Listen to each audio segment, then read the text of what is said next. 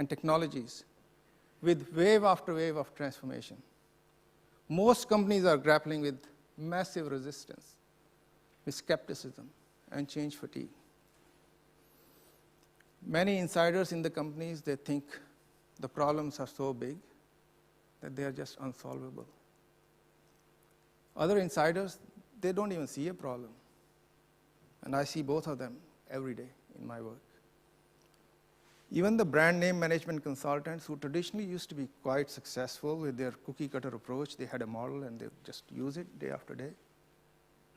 It's not working anymore. Why?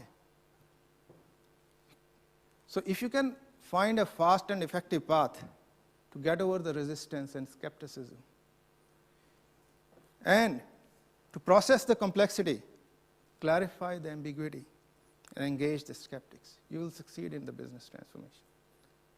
And all the latest advances in supply chain management are really geared towards this.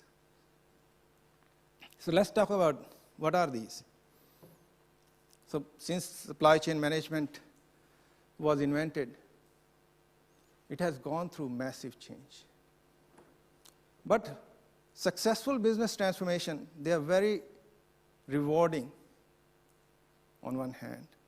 And you hear stories about all the successful business transformations in press, in Forbes and in Straits Times and newspapers. But they are also very, very difficult.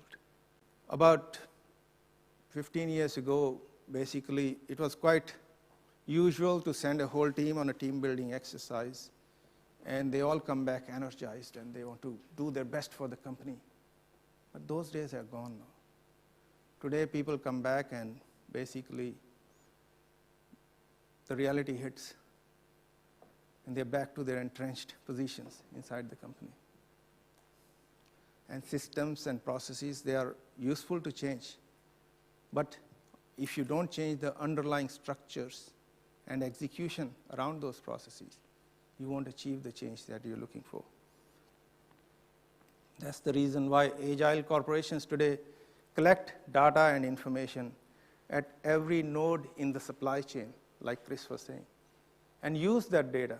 And people talk about big data. I mean, for supply chain, big data is still small data, because we are floating in data. You use that data quite critically to do planning and optimization at every node of supply chain.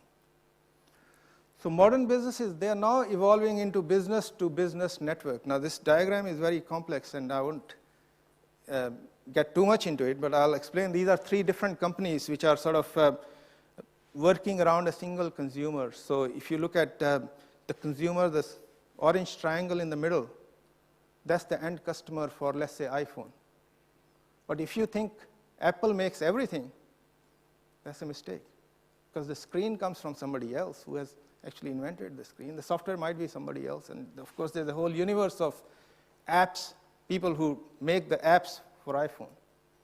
So it's not just three companies, it's probably many more companies out there who are, in the end, creating value for that end consumer, which is the iPhone that you hold in your hand.